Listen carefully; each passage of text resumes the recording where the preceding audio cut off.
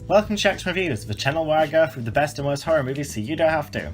I'm Sam Jackson and today we're going to be reviewing, quite obviously, Freddy vs Jason, released in 2003. I really love the Nightmare franchise. Like, it's my favourite horror franchise, and as you can probably tell by like the glove that's over my little Freddy and just the hat, the jumper, the second claw, which is kind of shit, but what are you gonna do? Now, this film had been in the works for like 16 years overall or some shit like that, and now that New Line, from like the moment that they made Jason Goes to Hell, had held the franchise for over 10 years by this point, it was about due time that this movie came out, basically. Both studios, both Paramount and New Line, when working together and when working apart, came up with so many different concepts, and to have one the settled one isn't bad.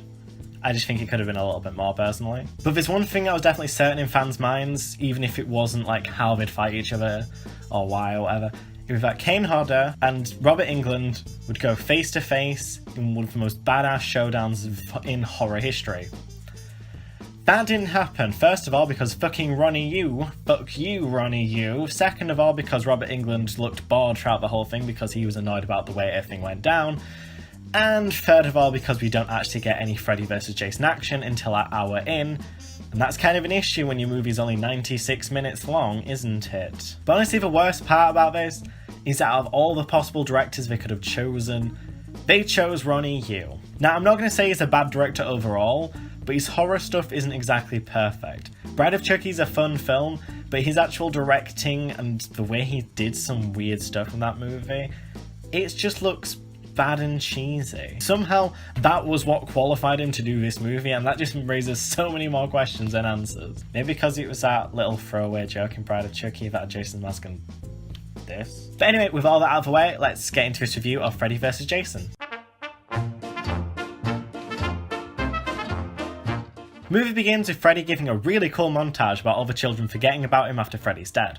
We get this really cool montage of all the previous Nightmare movies because, if we're being honest, this is much more a Nightmare film than Friday one. His monologue ends when he explains how he will use Jason basically to make the kids remember him. It'll give him life once again because it's explained in that franchise that basically his strength comes from people's fear, and if Jason can kill a couple of people and scare everyone, he'll get his power back. Jason is in his own little nightmare, and he kills some random girl at Camp Crystal Lake because it also has to be a Friday movie. Freddy kind of disguises himself as Mrs. Voorhees and shows up, and he decides to tell Jason to kill some people over at Elm Street because they've been naughty children. Jason heads up on a multiple state journey from Crystal Lake, New Jersey to Springwood, Ohio. Then we get some random nu metal song during the credits which are drenched in blood because this was 2003. The main victims have been introduced and they're easily the worst in the franchises. And I mean that plural, franchises. I know I said that parts 5 and 7 were horrible, but I generally forgot about this movie's characters, they are that bad. None of them are interesting of any real character development except the final girl Laurie, and even then it's really forced. And the only notable actor in, apart from Robert Englund is Kelly Rowland, who, to be fair, isn't actually half bad in this movie. More victims arrive, and after some emotional abuse from this douchey guy to his girlfriend, they run upstairs to have sex. And by this point we must know that Jason is not a fan of sex. Whilst this douchey guy's girlfriend is having a shower, Jason kills him. He stabs him multiple times with a machete and folds the bed in half, snapping him in two. Jesus, Jason is not calming down in this movie. Jason then vanishes for absolutely no reason at all, and the other characters run away to tell the police. They believe that Freddy has returned for obvious reasons and try to cover it up, but Laurie heals them, and she somehow remembers Freddy, and though she wasn't there for any of the other movies, but well. We end up getting a pretty awesome dream sequence which is full of tense horror moments, including this eyeless girl and the jump rope girls from the Nightmare series. Whilst back in reality, douchey guy, friend or whatever, he yells at his dad because douchey guy died, but who cares. He falls asleep randomly for no apparent reason, which is something you're gonna have to get used to in this movie, and he ends up in Freddy's dream world. Freddy attacks him, but he isn't feared enough yet, so has very little power, and he just kind of goes through him. Back to reality, the guy's dad has been beheaded, and since his head randomly springs up, once again no reason, except Ronnie Yu is a terrible director, Jason then kills him with a machete swipe, which is when we see how bad the new Jason actor is. I mean, seriously. You can literally see the actor stop moving the swing during that shot. We then get more proof that this is a Nightmare movie as we visit the asylum from the third and fourth films, where we see some slightly interesting characters. Will is Laurie's ex-boyfriend and apparently saw Laurie's dad kill her mum or something, and Mark is Will's friend whose brother was killed by Freddy. We get a fun escape sequence after Will sees the new murders, and after some Bride of Chucky moments, the two escape. We then get a truly awful attempt at character development for a really long time, which literally makes me hate these characters even more. Freddy appears at one point at least, but it's just a normal quip. And then we get to see Mark go on a full-on crazy rant over Freddy and give tons of strength to this psycho killer in the process. Later on there's a random rave in a cornfield because this is a slasher movie, why the fuck not, and we get some more awful character development. Then not Kelly Rowland falls asleep and she goes into Freddy's boiler room. We get a cool nightmare sequence with Freddy hunting her, whilst some creepy guy in the real world tries to... What the fuck, why was this needed for the film? Seriously, why was this needed? This happens 3 or 4 times in this movie and it's just not comfortable or nice to look at. Why is there so much fake rape in this film? But anyway, before Freddy can kill her, she explodes. To be fair, it's pretty awesome and Robert Englund has a very great what the fuck face. She fades away, which pisses off Freddy, and it's revealed that Jason got a double kill. The movie then suddenly remembers, hey, this is also a Friday movie, so Jason starts killing everything. He starts off with this douchey jock and this Shelly wannabe, who is clearly already holding the fake blood in his mouth, before going to a party and just killing everyone he can. The victims find their dead friend and then they forget about him the very next scene and go home. We get tons of forced drama about what happened with Laurie's mum, leading to Laurie leaving with Will and to go to Mark's house for no reason, but hey, they went there because Mark is being trapped in a Freddy nightmare because... reasons. To be fair, it's a really well done scene, and the tension is just building throughout the whole thing. We see Mark's dead brother, who is cast really awesomely since he looks like the two could actually be brothers. We get some truly disturbing scenes of the wrist slitting, the way that Freddy's tormenting Mark, and it's pretty great. With the scene ending with Laurie and Will seeing the other side of reality and Mark getting murdered by Freddy, and he leaves them a pretty nice calling card. Then going from great scenes, we get a terrible scene, which is basically the entire part of this movie. We get another random nightmare sequence because Laurie just falls asleep every single 10 seconds, and it's literally just there just to show what every other nightmare film has shown, where you can bring the stuff from the dreams into the real world. We decide to go get dream suppressants from the asylum, stuff happens, Jason appears, boring characters die, a hippie gets possessed, he gets rid of the drugs, so that subplot was pretty useless, and then they knock out Jason and the hippie guy gets cut in two. Now, finally, around about 60 minutes into this goddamn movie, we finally get to see what the title is for. A small but pretty great fight goes down in Freddy's dream world, and it has some legit funny moments where Freddy basically plays Jason like a pinball machine, with some great sound effects in it as well, and it's pretty good, to be fair. Just like I mentioned earlier, then we get the movie's biggest fucking error. It doesn't understand the characters. Jason, despite being seen water tons of times throughout this franchise, most of which I've mentioned, is now afraid of water. And Freddy, despite using fire to kill tons of characters, and even being in the boiler room and in a pit of fire in the third movie, and he even uses fire in this fucking movie, he's now afraid of it. What the fuck? We see into Jason's mind or some shit, and then we go back to the crap characters who have apparently driven the 6 hours to Ohio. Apparently this entire time they've been just drugging Jason by pulling drugs out of their fucking arse or some shit. And then Laurie gets drugged as well because, hey, we have tons to spare, and she goes in to basically grab Freddy and bring him to the real world. Great idea, Laurie. Nothing can possibly go wrong with that, you fuckwit.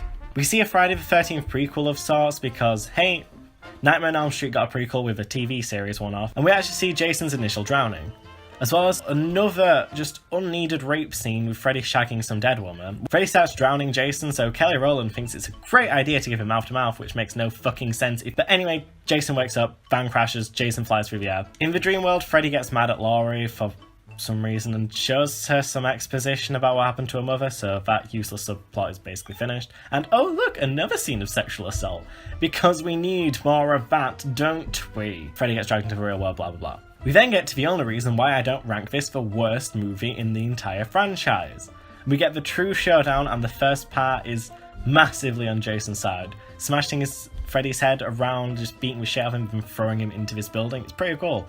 And also the final male victim dies, and then Kelly Rowland dies in a really shit death. We then get the actual final fight, no more pacing about, and it's so good. He starts off with just some small hand-to-hand stuff, which lasts for a few minutes. Then Freddy gets knocked away. He starts setting off air tanks, which make Jason fly away and get knocked down to this construction site area. Freddy then somehow teleports to the top of the building, but oh well, because it's for a good reason.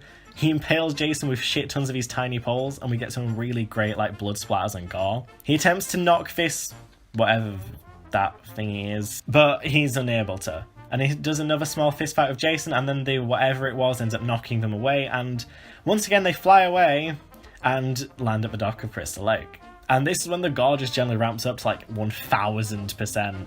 We get some really violent machete swings, the finger knife like swipes.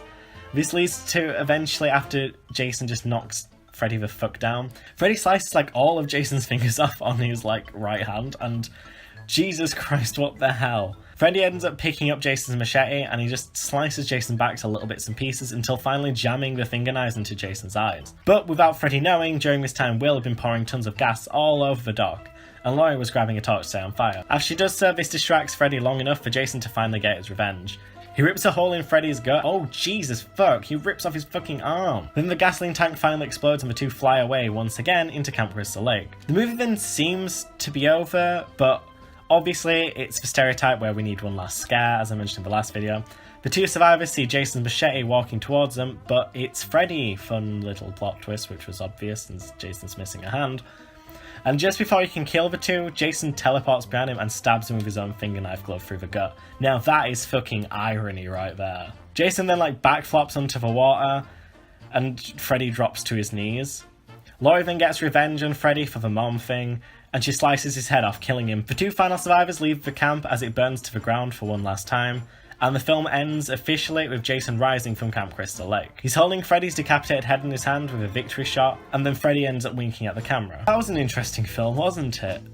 I know normally I do the whole and that's the end, but I don't know what to say a lot to this movie. When I initially saw it, I loved this film to little bits and pieces, but the more and more I watched back on it, the more I realised like these little errors, and then they became big errors, and just became bigger and bigger errors, and I honestly don't like this film anymore. The directing throughout is really bad, the characters are boring as fuck, and the actors who play them are honestly terrible. Let's just say that for the actual casting, when Kelly Rowland is your best actress, you have a problem. And just for the directing, going back to that, why is everything fly through the air, Ronnie? Why is there just so much over-the-top gore which just looks cheesy and crap? Why is the CGI gore is another thing when your movie's $30 million fucking dollars. The writing wasn't too bad, but the forced subplot of Laurie's Mama Summer is just dull, and honestly it's pretty obvious that it's literally there to bring up the runtime and attempt to do character development, and it doesn't particularly do either of those things. I'd also slag off the really bad special effects in this movie. Like, you just at the start where that douchey guy's friend's dad, just his head pops off, that looks crap. And especially when like the movies from like 1982 are able to do something similar, but it looks so much better.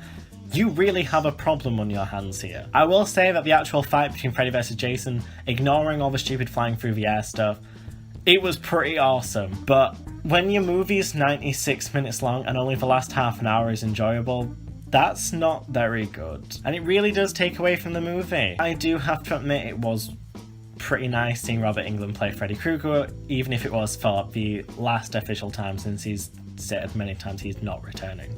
The film's fun facts: the first one is that this is the highest grossing Friday the 13th movie, which I think is quite impressive, to be fair, since there's so many of them, and it's the second highest grossing Nightmare movie, which is a shame that it's not the highest, because the highest is the 2010 remake. Like I mentioned earlier, this is the final time that Freddy would be portrayed by Robert Englund. He went on to Jackie Earle Haley, who to be fair did a really good job, it's just the rest of the film so. Overall, from its initial conception, the film took 16 years to make, which is just wow. That is a very long time to be making a movie, so well done for them to actually bring this out, and with a half-decent concept too. One thing I'm really disappointed about though with this next one is, originally the ending involved Doug Bradley's version of Pinhead appearing, and just dropping that all of them were in the same universe or some shit, and that sounds amazing as fuck, but obviously like so many rights issues came into this. Like New Line were just like, no, we're not delaying this anymore, we're getting this done now. I have to agree with them for that, even if this sounded awesome since I love the Hellraiser series. Despite initially seeming to have the role, since Kane Hodder was sent the script and he read through it and all that lot,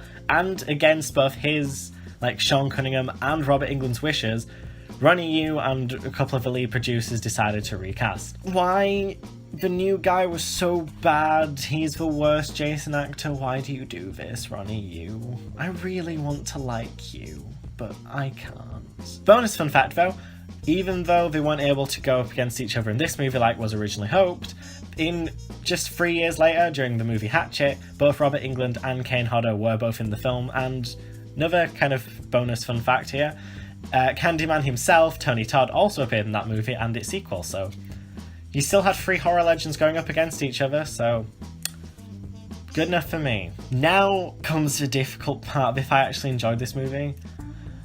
There's so many parts of this movie which are great, and they're basically all the Freddy vs Jason stuff, or when they go back into the lore of things, such as the really short scene, excluding the weird rapiness, where we see Jason actually originally drowning. All that stuff's great, but there's so many other things where just errors go wrong, just even not mentioning the terrible, terrible characters and the weird flying through the air, just the really small things. The whole everyone's forgotten about Freddy things taking place after Freddy's dead. But what's the timeline for this? Because Freddy's dead was set in like 2000 or something, so within the space of 3 years, the entire Ringwood people have moved back to this town or something, and it is in the same timeline because it's shown at the beginning of the film with stuff from Freddy's dead, so it's acknowledging that film exists. So I want to know what the timeline is one of the issues. Another one of the big issues is that they rewrite some of the stuff, like Jason afraid of water and Freddy afraid of fire. Fuck off. Both of them are very fan of the elements in every other movie, and it's never been an issue before. The only time it could have possibly been an issue for Freddy with fire is in the first Nightmare movie when he's set ablaze, but that doesn't seem to really stop him or bother him too much because he kills like another person during that time. But I will just openly state these characters are horrific, and even if they just got better characters, I'd probably like this movie a ton more, even if it was still done by Ronnie Yu. But the characters are bland, and the actors who portray them obviously don't want to be there, so why should I pretend I want to see them? But once again, the Freddy vs Jason fight scenes, top quality. Loved that, and I really wanted to love this movie more than I did. And like I said, I originally really did. But the more and more you watch it, the more and more you realise errors, the more and more you realise it's a bit mediocre, especially with all the build-up that they did and all, like, there's just so much of this movie could have done, but it didn't. Granted, it's kind of more disappointing than bad, but to me they're kind of the same thing, because it wasn't us as the fan base who actually egged up all these ideas, it was the studios themselves, so it's kind of their bad. But anyway, with all that out of the way, I hope you enjoyed my review of Freddy vs Jason. Now, on Saturday, I'm going to be bringing out my review of the Friday the 13th remake, then we're done. I will officially announce next week what my next bunch of reviews are doing, and then after I've done all those, just one-off/two-off reviews, I'll be doing the Nightmare on Elm Street franchise, because I'm now in my Freddy mood. But anyway, thank you very much for watching. If you did enjoy this, please be sure to like, share and subscribe, and I will see you all on Saturday. Goodbye.